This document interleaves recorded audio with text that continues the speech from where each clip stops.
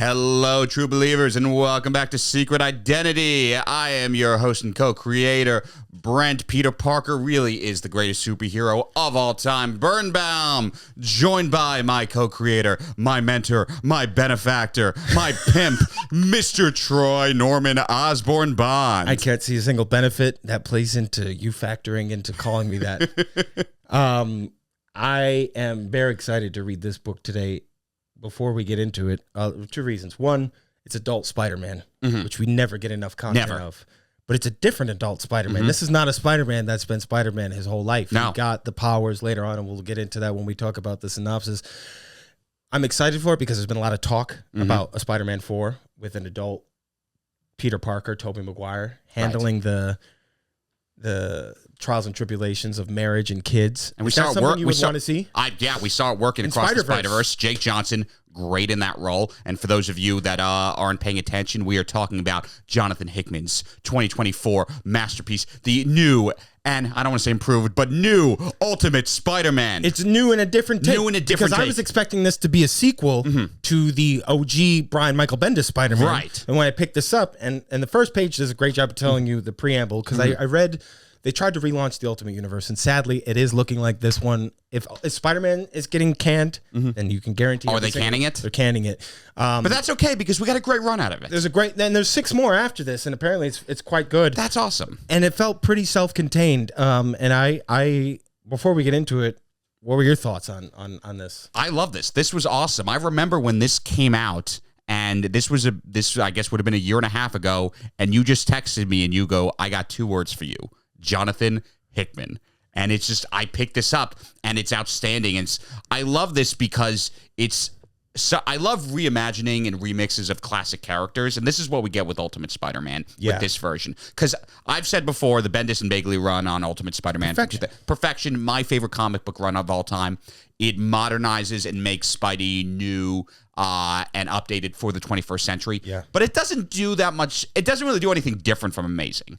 It makes it very modern, but the beats are still there. Like, it adapts it to the times, but it doesn't do anything to change it like Absolute did with DC. Right. Absolute works because they mangified. This is a lot more like Absolute. Exactly. Yeah. It's like Ben still dies, George Stacy still dies, Norman finds out Peter's identity, Otto becomes Doc Ock. They're all still there. Yeah. Like, whereas this is different. Yeah. This is like, oh, he never got the powers. Never got the powers. And that was such you think like, as I was reading this, I was like, there's no way that's going to be the twist. And I was like, oh, that's the twist. Wow. Yeah. I guess I liked how straightforward it was. For sure. Reimagination of the character. Something Absolutely. so beloved and like, as we saw with the Ultimate Universe, or the Absolute Universe, all the changes they made there obviously work because these characters are like public domain IP. Everybody knows who they are. So you can take the concept of it and twist it on its head without having to regurgitate to the audience who these people are and why you made those choices. And it shouldn't be a surprise that this is good because Hickman is so freaking talented. I mean, the fact that he took something like Secret Wars 84, which was objectively stupid, Made it readable. and made it good. So the fact that he's taking now Ultimate Spider-Man, something that's amazing, obviously he's going to make it good. Yeah, there was a terrorist attack. Stark is framed for it. Thousands die in New York City. And among the thousands that die are Norman Osborn, his wife Emily, and May Parker. Yes. And so Peter is now old, and by old, he's 35, which is not old, but he's older. He's a father. He's got 2 kids. Older than we're used to seeing him. Older than we're used to seeing him. We're used to seeing, like, but honestly, even in Amazing, Peter's probably in his, like, late 20s. He does grow up in that Right. one. And also his age serves as a plot device. That's what, I've always thought Matt was always, like, 10 years older than Peter. So I always thought Matt was probably, like, Peter's probably, like, 25. Matt's probably, like, 35. Yeah, that checks out. Yeah, that makes sense. Yeah. But again, so this Peter, he's married. He's a photographer for the Daily Bugle. He's got 2 kids. He's married to Mary Jane. And the biggest twist of all, Ben's still alive. Yeah. Yeah. And May's dead. May's dead. She died in the eye. And Ben is the editor for the Daily Bugle. Jonah side by side with Jonah. They have the best moments. They have such a great chemistry. I love when they focus on the journalist aspect of J. Jonah Jameson's personality. Why do you love that? Because I think there's so much he's such a rich character that can so easily just turn into a caricature. A Flanders. In a Flanders. Like, we saw that in the 60s. He was just like this evil guy for the sake of being evil and created the funded the Spider Slayers and Scorpion. But, like, as he grew, you realize, oh, this guy is very wounded. He lost his wife to a masked man. That's why he distrusts superheroes so much. His son too, right? His son has his own issues, but He like was the astronaut, right? Right, exactly. And he really loves Peter like a son. But at his core, he is a journalist. And I always thought his best moment never even came in a Spider-Man book. It was in Daredevil Born Again when Fisk was intimidating Ben Urich. And Jonah's like talking to Ben. And he's like, look, he goes, the power that we have here, like with this paper, we can take down presidents. He goes, it is your job to not be intimidated. You got to go after Kingpin. That was awesome. And that's it's part of Jonah's ego and the MO of a journalist. That's why they do that job. That's also like in the Raimi movies when Goblin shows up and he's like, who takes the pictures of Spider-Man? And he goes, I never knew him. I never got his name. He was protecting Peter's integrity there for his ego and also for the sake of the paper. I totally forgot about that. That is the perfect One example. of the best because like you can miss that. Yeah. You can miss that when you watch it. But if you are like me and you or web heads, you read that and you go, oh, that's what he's doing. That's also why he put the suit on in the second movie. If we were writing a case to the Supreme Court about why Jonah Jameson is a great journalist, that would be my first citation. That's what you put in That is a great one. And I would throw in the ultimatum thing, of course, too, where Peter sees him when he changes his opinion. Because Jonah is... And not just because we got 2 million views on it. Not just because, but I'd re-dig it up again. But Jonah, people think he's a hard ass who's unwilling to see someone else's perspective. Not true. Jonah believes what he believes. He's in the position he's in because he believes what he believes, and he acts upon that way for a certain reason. But he is open to changing his mind when new information is presented to him. And I think that's what makes him such a great character, as evidenced by his arc in this book and what you see him go through when money comes in and muddies it. So what does he do? And we'll get to that. And it's funny because the person who's running the paper that wants a creative direction, of course, it's Fisk. It's always as soon as you see him. I love that you. It's gonna be Roger, isn't it? I just bought this paper, Francine, and I want to say we got to stop running all those stories about the Kingpin fella. How about we talk about the masked Goblin guy? What do you think Joe's doing all the time? Good morning, USA. I got a feeling that I'm not gonna be able to lose my legs today. Oh, thanks, Dad. Girl, you need a shot. A B12. That song has been in my head the last week. That was Stan Smith's Steve Smith's group in American Dad. It was called B12, and the song was like, "Girl, you need a shot." I never watched much American Dad. Oh man, that's my guilty pleasure. Oh yeah, I will watch like maybe 3 hours of American Dad in one sitting because nothing makes me laugh harder alone than American Dad. I gotta watch more then. It's like it's better. It's a different writing direction than Family Guy, and we watch Family Guy too. I love it. American Dad just has different writers and a lot of black writers. No manatees. No. So the new money comes in, right? And Jonah quits on the spot. Quits right there. Yeah, and it's the memorial to the people that were lost in the terrorist attack. So Matt Murdock is now a priest, and he's loved that. Every time I see Matt, I get hyped. I was really happy to see that, and it doesn't take much. You just go red hair, glasses, and collar. That's Matt. There he is. There's our guy, and the person delivering the eulogy is Harry Osborn. Yes, and everyone is just feeling kind of out of whack. And Ben and Peter go back to the Bugle. Jonah quits, and Ben immediately joins him. He's like, because Fisk, he's like, you could be the new publisher now. Ben's like, fuck that, I'm peacing out. Yeah, and they put Robbie in charge, right? They put Robbie in charge. Robertson, because Robbie's just like, look, I got a pension. I got 2 years to max this out. Exactly. This is the best time for me to stick in. Doesn't it sound like a good idea? And even Ben was like, yeah, for sure. Bad idea. Let me just torpedo my life, which is something Peter is very. He's like, how do you just do that? Oh yeah, it's in the genes. Don't worry, you'll learn. And Peter, the thing about Peter is something's always felt a little off about him. Like, he's just like, he's got a beautiful wife, he's got kids, he's got a great job. I mean, he lost his parents at a young age, but he had the love. It doesn't even matter because did he really know him? Well, they were 15. Oh, really? So in this version, yeah, like so he loses him much. He knew later. it because Ben says that he's like, hey, like he goes, we stepped in. He goes, and it took some time, but you eventually warmed up to us. So, but yeah, that's why I think that's why he named his son Richard. I was gonna ask. The kids are named Richard and May. Yeah. Right? So Peter just got to name him whatever the fuck. Fuck Mary Yeah. Jane. It's like my dad. Ben and Jonah decide to go into business with each other. They go into business, and Peter again. It's like that. Peter's in a weird place. Yeah, he's like this is not my beautiful wife, not my beautiful house. How did I get here? As the days go by, I don't have spider powers. if Peter feels like, like when you thought you were going to sneeze and you get your body all ready for it and it just doesn't happen. Yeah. That's like what Peter's whole life feels like. Right. How he describes it, right? Yeah, he's like, how did I wake up and just have this life? He goes, something is just off. Right. And then he sees a vision of Tony Stark from like 6 months in the future. And he's like, hey, you're actually supposed to be a superhero. Have this spider bite you and get powers because your future was taken from you. And Peter doesn't even question. He goes, yeah, I'm down. You hear something happen with Stark, you hear the terrorist group, whatever, and then you're like, okay, Tony was responsible for a terrorist attack, but that couldn't have been true. And then you see the hologram pop up out of the box. And he has no second of hesitancy, really. Yeah. Like, it opens up and he's like, this thing is going to give you the powers you should have had, but someone stole them from you. You were supposed to be one of the world's greatest superheroes. Let this thing bite you. Here's the suit.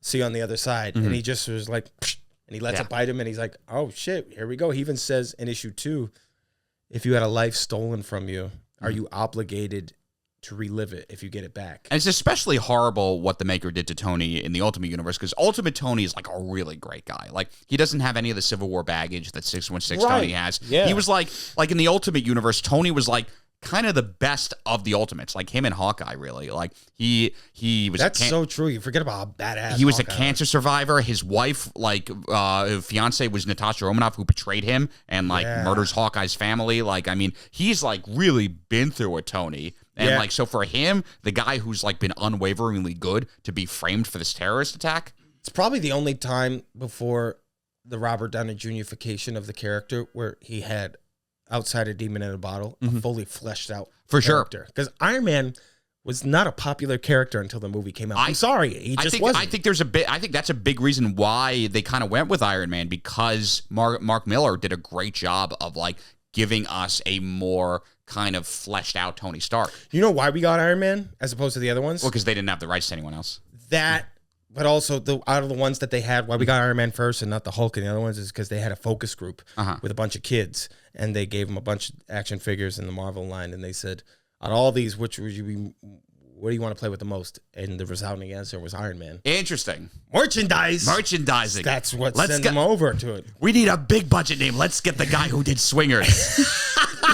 And he's going to be the blueprint. You're Iron Man, baby. 10 years later, we're writing The Mandalorian. We got to get the guy who did Swingers. 10 years later, they're doing a movie. We're bringing Star Wars back to the big screen. Swingers, Let's get the guy who did Swingers. Cowboys versus aliens.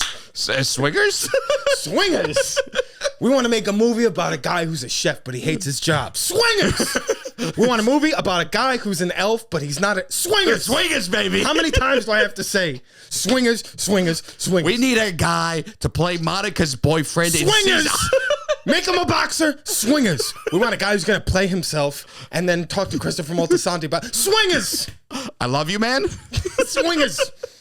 Swingers, swingers, swingers.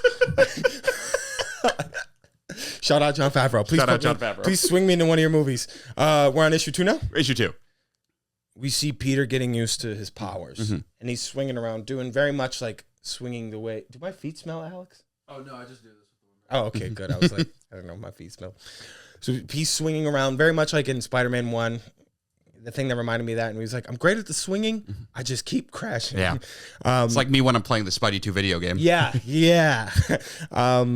And so while he's getting used to his powers, we see Jonah and Ben in the sauna. Probably my favorite moment between the two of them in the book is when Jonah goes, every day for the last 25 years, I get up at breakfast, I have a cup of coffee. No apple juice. And Ben goes, yeah, because you're not a toddler. He goes, no orange juice either. No water. Is that bad for me? And Ben goes, if I say yes, are you going to change anything? And Jonah goes, no.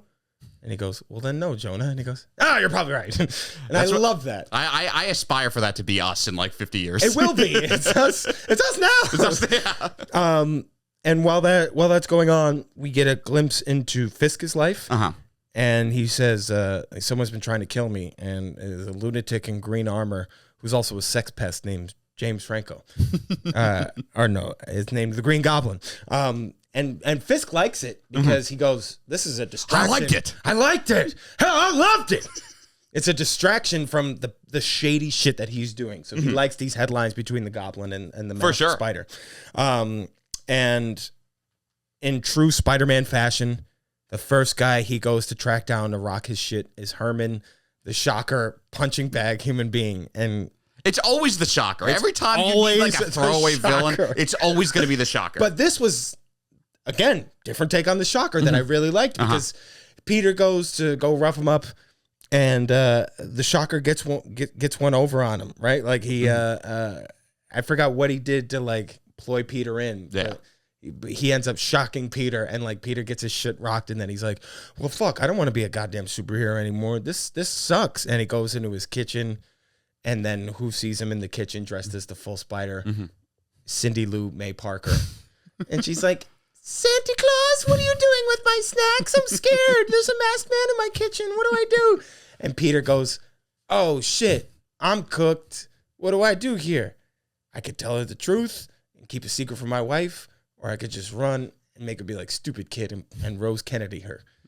I guess I'll pick the first one and keep a shared secret from my wife." And it's honestly, their stuff is some of my favorite dynamics in this book. That's why I would love to see an adult Tobey Maguire's Spider-Man, because I would love to see him interact with a Mayday Parker. Totally. But incredible stuff between the two of them. I do want to see the adult Spider-Man, but I kind of want to see Andrew more. Like, yeah, because I think they should like, he's just a better actor. You can use him for like Kraven's Last Hunt, and like he's in his 40s now. Honestly, I would rather see him, because Toby had two really good movies. Yeah. And No Way Home. Mm-hmm. Andrew had one movie getting him off the ground, then a really bad second movie, and No Way Home was so good that people thought Amazing 2 was good. Right. He deserves his flowers, I think. Absolutely. I would like to see him. You didn't have to. He should be given the material like Toby was given the Raimi movies. Yes. Like Raimi is a fucking genius. Toby he had it so good, he kept trying to quit after every movie to get more money. Exactly. And they almost replaced him with Jake Gyllenhaal. They were like, "We have Jake Gyllenhaal," and he's like, "Oh, my back doesn't hurt that much." There's a storyline they did on Entourage. Yes. Not that I watch Entourage. What? We were just talking about that. We were just talking about Entourage. That issue ends with Peter after May sees him and everything, and he goes, "Okay, I guess I kind of have to admit to her that I'm Spider-Man." Right after he was like, "I'm going to quit." And then he has the whole thing with May, and he goes, "Or I can just keep going one more day," which is a reference to Brent's favorite Spider-Man comic. I actually like One More Day. I don't like Brand New Day. You like One More Day. That's the one where he erases everyone's memory, right? That's Brand New Day. Oh, that's Brand New Day. That I hate. One More Day, when it's the race against time, like that's when he confronts Fisk in like the jail. That I like. I thought that he wears the black suit. Yes. I think that one's very fun.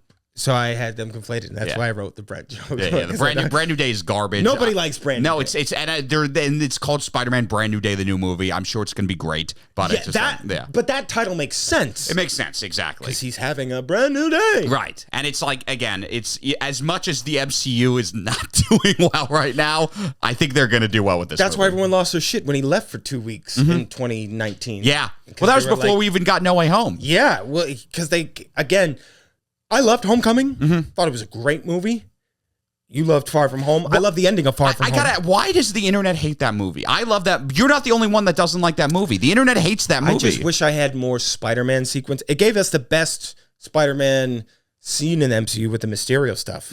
I just wish I got him more in the suit. Okay, that's a good point. And I every time I watch it, it grows on me a little more. Okay, you're cooking. But I used to hate the scene with him in the mask and him running through. But the more I love Peter Parker, the more I go, no, that was the most Spider-Man shit he did. You know what? Honestly, that's a great point. I love it because I love Mysterio so much, and they nailed it. He was great. He was perfect. He was such a creative, fun villain. And also, this is going to sound weird, and I know this is only something that affects me, but because they based Homecoming so much off my high school, it honestly gave me a bit anxiety. Yeah, I was kind of anxious watching it because it felt like I was in high school again. Like if they made a Spider-Man movie where he had too many bitches, I'd be like, I can't watch this. Like the fact that there was a mural. So like my high school has a mural. Well, we shape heroes. It's just like of all the famous scientists, and they just took that mural from Bronx Science and they they put Hank Pym and Howard Stark in there, and I was just like, you got to be kidding me.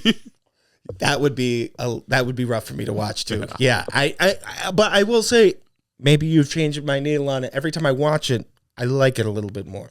But Far From Home? I like that. I mean, I love that movie, but I like Homecoming a little bit less every time I watch it. I get that. Yeah. And I like Far From Home a little bit less every time I watch. Or No Way Home? No Way Home. A little bit less. yeah. Because when I watch it at home, it's very different than the experience I had watching it in theater. But opinions change. For instance, like I remember when we started this podcast, I thought Endgame was better than Infinity War, and you actually made points for why you thought Infinity War was better. And I completely, like, I rewatched them, completely changed my opinion. We're not just paid to talk. We're paid to think. Infinity War is the better movie. It is the better movie. It's just objectively a better film. And Endgame is probably the only time in history where they landed the send-off in nerd history. Right. That I could truly think of. Because Endgame is a perfect, it's a perfect cap. Yeah, and it was especially interesting because it was coming out at the same time as Thrones. Has there been Same weekend. Has there ever been anything that fumbled the bag more than Thrones? Oh God! I think by comparison, you go back and you're like, Jesus. I mean, I remember posting a porn meme on Twitter when that weekend happened, and it was someone running a 2-man on a lady, and I was like, I was the woman in the middle, Thrones on one end, Endgame on the other, and I was like, this is me all weekend. Yeah. And then by the end of the weekend, I was like Don Corleone. Look how they massacred my boy. Yeah. And the fact what you doing to me? Look how they massacred my boy. Game of Thrones. Our buddy Alex is off screen, and when we said we said the Game of Thrones thing, what fumbled the bag more? He immediately shook his head. I know, right? But you know what's crazy though, and this will be my last tangent before we get back to Spider-Man. That thing that we saw the preview for, I don't know if you saw this, the James Garfield thing, Death by Lightning. Yes, fucking awesome. Yeah. So did you watch it? No, I didn't watch it. It's so good. It's like the Michael Shannon thing. Yeah, and you nailed it because they didn't have to create anything. They're just adapting what happened to James Garfield. And you were like, "This is." I saw the trailer. I was like, "This looks awesome," and I watched it. I was like, "This is amazing." And I'm gonna watch it. Would you do it in one sitting? It's like 4 episodes. It's right? 4 episodes. I called my dad. I'm like, "You got to watch this," because my dad's such a history buff. My dad's like, "This is the best piece of historical fiction I've ever seen." Really? Or not historical fiction now, historical adaptation. Yeah, it's totally true. I'm sold. I'm in it. Back to historical fiction. Spider-Man issue 3. So this is now Mayday fully knows that he's Spider-Man. And he's doing his thing. He's going after the Shocker Shocker cover again. with the two of them. They had of like her on his back. Oh, it's awesome. Like, oh, that's so great. It was like Spider-Verse again. It totally with is. Mayday, him holding him. That was some of my favorite parts of the movie. It's amazing. She's got the little mask, and it's so great. I don't know if Jake Johnson's a dad, but if he is, I'm sure he's a great dad. He looks like a dad. Yeah, he does look like a dad. Motherfucker shaped like a dad. Does he look like a dad? Motherfucker was shaped like a dad. I saw him. They said there's no way to escape. And then he goes, my bad, everybody. It appears there was one way to escape. What does Marcellus Johnson look like? Does he look like a bitch? Why you try to fuck him like one, Jonah? You try to fuck him like a bitch. You try to get made pregnant. I saw Mary Jane. She was a model. We poached her to work for my PR firm. Spider-Man from Brooklyn. Lemon, can a man love two superheroes? Jack Donaghy, you wrong for what you did to Mary Jane in the 70s. 5 inches, but it's thick. I'll be shooting rope, Donaghy. No need to get into harmful racial stereotypes. What was that talking about? Oh, yeah. So he's doing Issue 3. Issue 3. He's Spider-Man from Brooklyn. He steal your bike. He don't fix it. He got sticky fingers. Okay, that's the last one. I'm Brian Fellows. That spider look uppity. Everyone should watch that sketch, though. It's an amazing sketch. We it all the time. We laugh as well as we delve into comics. Here are your headlines. Issue 3. Issue 3. But yeah, so he's going around looking for the Shocker again, because the Shocker beat him the first time when he's like, hey, I'm going to change my ways. And Peter's like, really? He goes, nah, psych. And just fucking shoots him. And so now he sees the Shocker again. He goes, that wasn't very cool. And so he punches the Shocker, and Shocker's like, oh, this guy. Ribs. Yeah, exactly. He goes, you broke my fucking ribs. He goes, oh, this guy's legit. So Shocker's like, I'm sorry. My wife is sick. She's dying. I need this money. And Peter's like, oh, I'm sorry. I can only imagine. Then he's like, wait, is that even true? And Shocker's like, no. No, he doesn't even say no. He goes, I don't know. You tell me. Oh, then that's he right. punches him. That's right. And what I liked about that is we're seeing a scene that you would see. And he is a 1 to 2 week Spider-Man at this point. But usually when you read that, he's like 16. Now, this is an adult man seeing this. And right. So there's another level of humiliation. Because you think when you're grown, no one's going to get one over on me. Totally. And most of the time when people think that, those are the ones most likely to get one over on. Absolutely. Me. So it was really cool. And like he gets punched across the street. Yeah.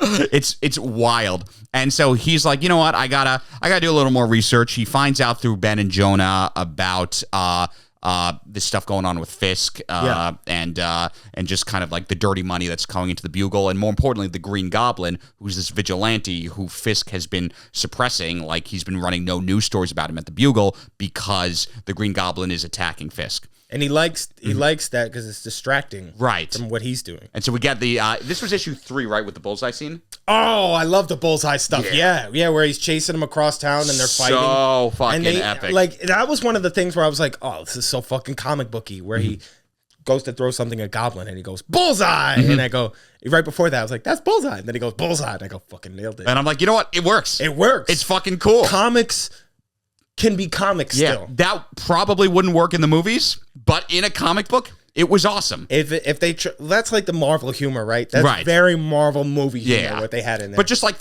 would Dex on Daredevil, if he said bullseye, like, I mean, he's too scary. He's way too scary. Is one of the most underused villains and performances of all time. So good. I love him. I love that they brought him bullseye. back. I am too, because he was the standout for me in season 3. Oh, absolutely. I was like, this dude, and like him killing Ray, who was like an original character like Harley Quinn, who ended up going to love Ray. And even in Born Again, which was definitely a step below season 3, but the scene of him and Matt when he's interrogating him. Episode? Oh, when he's interrogating him at the end. Him, exactly.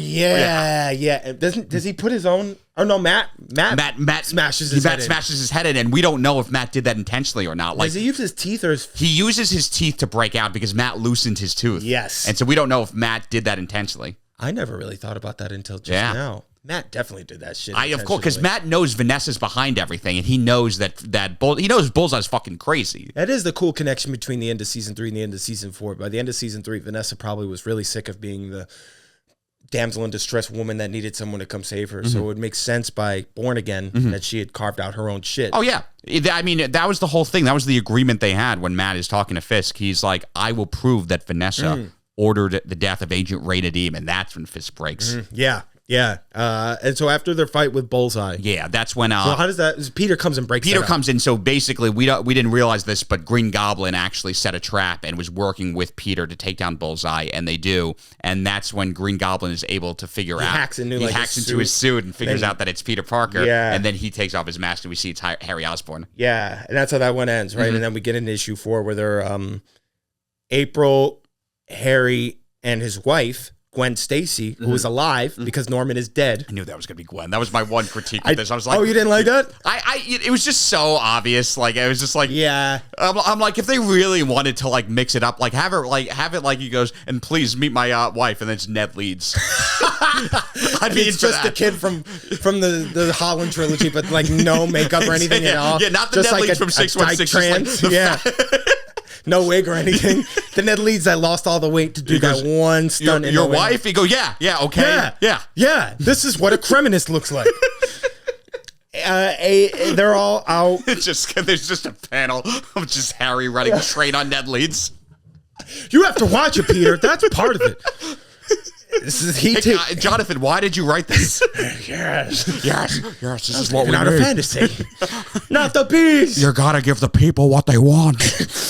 So there are Peter and MJ are invited out to dinner with Harry and Gwen and Ned.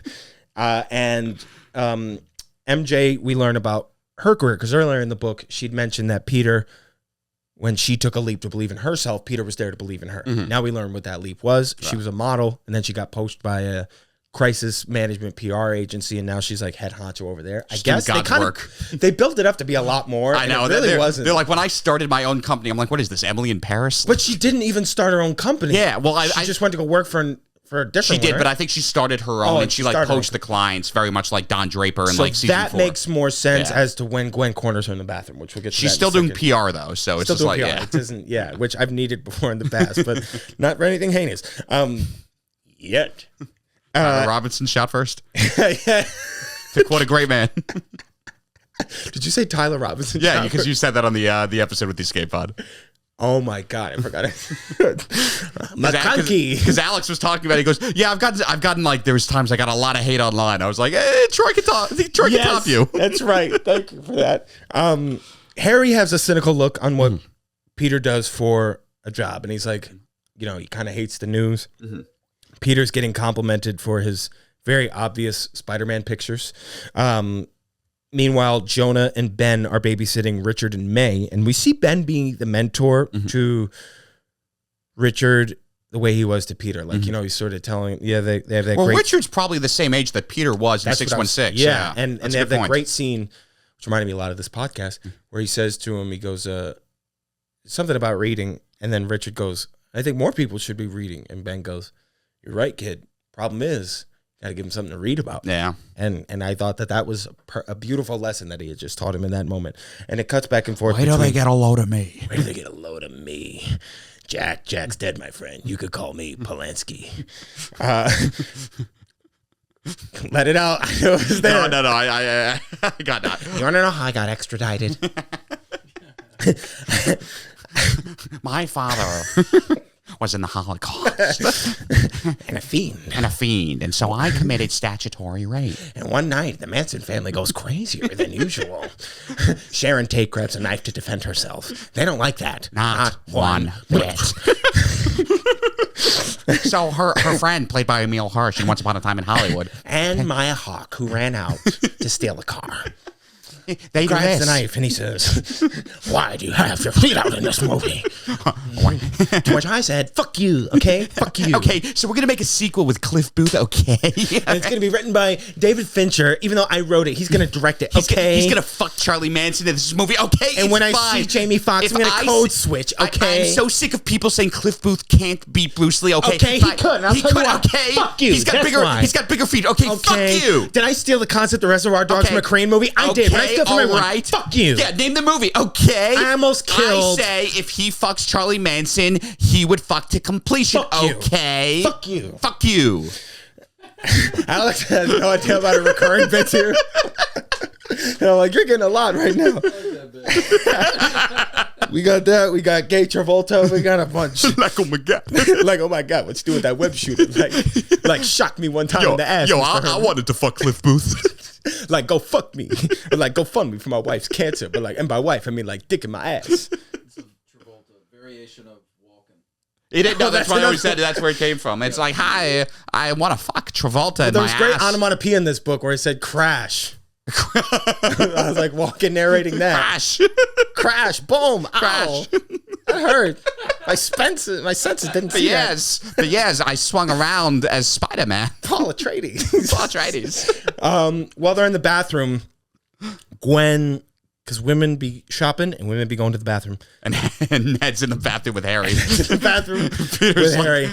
But Gwen says to him, because I forgot what Gwen's job was, but she's like, I think she runs Oscorp. She runs Oscorp, like and they swallowed up Stark Industries. And she goes, we have too much cash on hand. Stark Stain Industries. I'm curious if there's something going on with Obadiah there.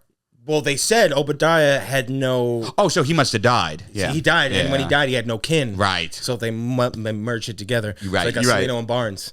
And she goes, we're hemorrhaging cash. Can we just... And Mary Jane goes, you can't just give us money. That'd be weird. And she's like, all right, I would never... What if I make you eat dirt? Crack a window. It's not my wallet.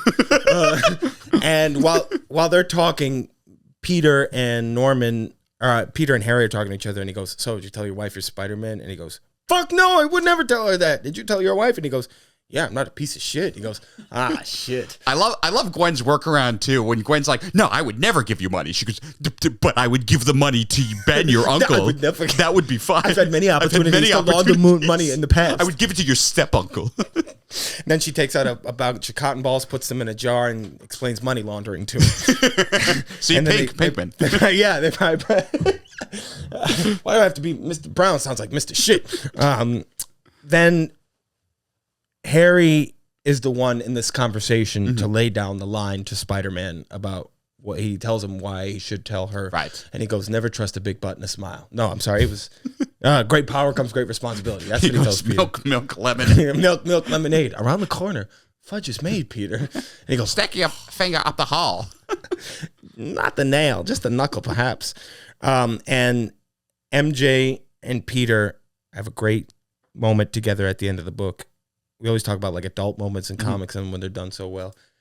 And she goes, were they a little bit, and he goes, weird? And she goes, weird, yeah. They were weird. And then she says to him, it made me tear up a little bit. She says, what do I need heroes for, Peter? I've got you. Yeah, that was And I was beautiful. like, that's beautiful to see a Spider-Man and a Peter Parker whose life has yet to be tainted by the shit that comes with it. And for her, because usually by this point, she's known for half his life that he's Spider-Man and she's accepted it. But she still doesn't really know here yet. And I just loved that moment. It was just such a beautiful, reminded me a lot of the Superman and Lois stuff in the Gunn movie. Oh, for sure. Or Scott and Barda. Yeah. Yeah. Yes. Yeah. Just like two people that are like fully in a partnership together. Yeah. I also thought it was an interesting choice because there's always such a debate among Spider-Man fans. Who is Peter's true love? Is it Mary Jane or is it Gwen? Oh, it's Mary. And Hickman is very much going here. Oh, it's Mary. Yeah. Yeah. He goes, I'm putting this to rest. I always looked at Gwen as being the rebound that he caught a lot of feelings for. Well, he was never in a relationship with Mary though. Like he only got into a relationship That with is her true. until they came together as friends. They were friends. Then after Gwen died, You that's gotta when wait for like the baddie to die. right, exactly. Like and that was like the whole thing in Spidey Blue when MJ's like, hey, say hi to Gwen for me. It was like Right. these were two people grieving over the loss of a friend. That was another heartstrings thing too. Yeah. Yeah, and I guess the biggest thing to highlight with this is why I think so many fans were so excited about this book is because it was a Spider-Man book that you could start from the beginning in. And it was like, oh, I could buy this off the rack every month, and I got my own little collection. Whereas you couldn't really do that with the Amazing series. Right. You'd have to buy the omnibus or you'd have to get the full graphic novel collection. And I was really happy. I remember picking that book up, and I remember texting you the second I finished issue 1. And I forgot about reading it because, like all books, I go to Forbidden Planet and I spend $120 on issues. I'll go there to pick up Red Goblin or Support your local comic shops. Support your local comic shop, Senator. I go there to pick up one, and then I'm leaving with like a giant stack like this. And We will put Spider-Man on the we will moon put by the end of the Spider-Man decade. on the moon, and if I get shot down, Miles Morales will take over, and then Miles Morales will have an anti-vax son who will run Health and Human Services. Senator Chowder, New England Chowder, you get that in Queens. It's horrible. Miles Morales is not my Spider-Man. Miles Morales is Spider-Man. Everybody's Spider-Man. I'm Spider-Man. You're Spider-Man. We're all Squidward. Ich bin a Spider-Man. I'm Spider-Man. Well, let's dive into this. dive 'Cause in. I love this. Is written by Jonathan Hickman with art from the covers on this are really great too. We have artist Marco Cinchetto who did 1, 3, and 6, and David Messina who did 4 and 5. Again, familiar names. Can't tell you exactly what they did, but Marvel adjacent. And they also did they rebooted Ultimate Black Panther. Oh, cool. He's white now. It's Ryan Gosling. Death is not the end. Death is not the end. Where I come from, pal. Let me tell you. You betcha. Yellow, Wakanda forever. Oh, sure. Get this man a shield. Hey, Oh, don't you know? delete that footage, partner. Is my savior in this movie a black guy? Because it was in the Black Panther movie. It was a white dude. I think what made this easy to follow is we kind of get the month to month recap, and then at issue 5, which spoiler, I didn't get a chance to read issue 6, so Brent's going to break down 6 in addition to 1, 3, and 5, and I got 2 and 4. So what happens in 1? Yeah, so 1. Do you want the yeah, so they immediately kind of tell us the backstory, which is the least interesting part of this. The maker, Evil Reed Richards, wanted to create his ideal world, so he created one where there basically were no superheroes, and there's a shadow council running everything. Tony Stark figured out what was going on, and so the maker caused a terrorist attack and framed Tony for it. Is this maker connected to Secret Wars maker at all? Is same that maker. It's the same guy. Just 'Cause I Evil Reed remember Richards. There was a Miles Morales book where I think they were relaunching the Ultimates, and the whole book was he escaped from wherever Reed put him in, and he goes to Miles because Miles is from the Ultimate Universe, Right? And he says to Miles, "You and I, we're not like everyone else here. We're from the same universe." Right. And he kind of gives him a Darth Vader Empire Strikes Back, join me. And Miles rejects it. So I was wondering if it was Yeah, it was kind of like... Hickman loves the maker, man. Yeah, he 'Cause loves- was a standout in Secret Wars. I'm saying, I think Hickman, those were the only two characters Hickman kept from the Ultimate Universe. With Miles and the Maker. Maker, yeah. I love the Maker. I would love to see Fantastic Four done in a longevity that we eventually get a Pedro Maker. Well, the guy who I think actually would be the better Maker would be Miles Teller. Oh, That would be a good way to redeem. Oh my God! Yeah, Yes, that right. you gotta Right. talk about that idea. Oh, That's my God. fantastic. Thank you. Yes. That's a fantastic idea. Oh, my That's God. fantastic. And then make him Ghost Rider. Oh, that would. Yeah, I would love to see Cage come back as Ghost Rider. I would. Oh my! I think we might see Cage I as think Ghost we Rider. might see it too. I think he's open to do anything. I'm Yeah. sure he's gonna pop up as Ghost I would Rider. love that. Fantastic book. Loved it. Mhm. Incredible book. We have a heavy hitter month coming up where we're doing in order because we want to crescendo. We want to build it up. Absolute Wonder Woman, Absolute Superman, Absolute Batman. You're getting all three of those in December. Plus a couple of very fun collaboration A little collab for those of you asking for animes. For those of you asking for more collabs, you're going to get both.